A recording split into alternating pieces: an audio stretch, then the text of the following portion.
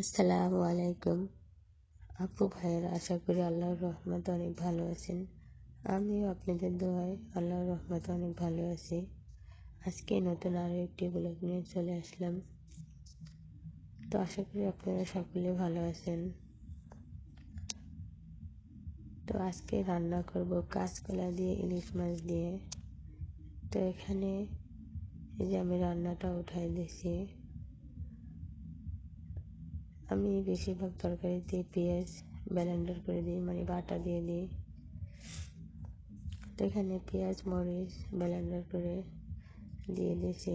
মরিচের ইলিশ মাছ যেহেতু রান্না করবো, ইলিশ মাছের মধ্যে তো কোনো মশলাপাতি দেওয়া লাগে না, তাই এখানে পেঁয়াজ বাটা মরিচ বাটা আর একটু হলুদের গুঁড়া, অল্প একটু মরিচের গুঁড়া, লবণ দিয়ে কাঁচকলাগুলো ভালোভাবে কষিয়ে নিতেছি। তো এখানে কাঁচকলাগুলো কষানো হয়ে গেলে পানি দিয়ে দিব। তো এখানে ঝোলের পানি দিয়ে দিছি। আর ইলিশ মাছ একটু ঝোল ঝোল হলে ভালো লাগে, কিন্তু এখনকার ইলিশ মাছ আর সেই আগেকার ইলিশ মাছের মধ্যে কোনো স্বাদ নাই। তো এখানে ইলিশ মাছ পানি দিয়ে ইলিশ মাছগুলো দিয়ে দিলাম।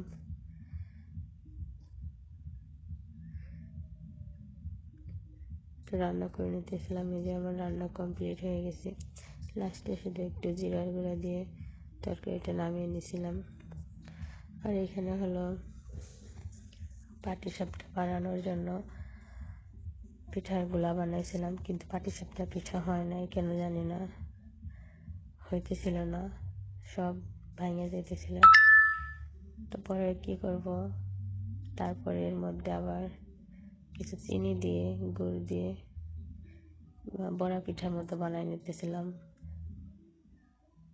তো এই যে সেইগুলা পিঠাগুলা বানাই নিতেছিলাম। এই যে খেতে মজাই হয়েছিল, যেহেতু গুড় দেওয়া হয়েছিল ভেতরে। আর এখানে যেহেতু আমি জামা কাপড় বানাই, পাশের বাসার এক দাদি মিক্সি বানাইতেছিলাম। আর আপনারা জানেন আমি তো অসুস্থ অনেক দিন যাবৎ, তাই ডাক্তারের কাছে গেছিলাম।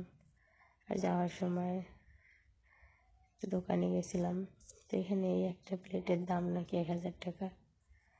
কে নেয় এই প্লেটগুলো জানি না, নেয় যাদের সামর্থ্য আছে তারা, কিন্তু আমাদের মতো এরকম নিম্ন মধ্যবিত্ত মানুষের দ্বারা তো সম্ভব না। তো এখানে এগুলো দেখতেছিলাম। আর আব্দুর রহমানের জন্য কী নেবো তাই ভাবতেছিলাম। তো আব্দুর রহমান আজকে বেড়াইতে গেছে। তো আব্দুর রহমানের জন্য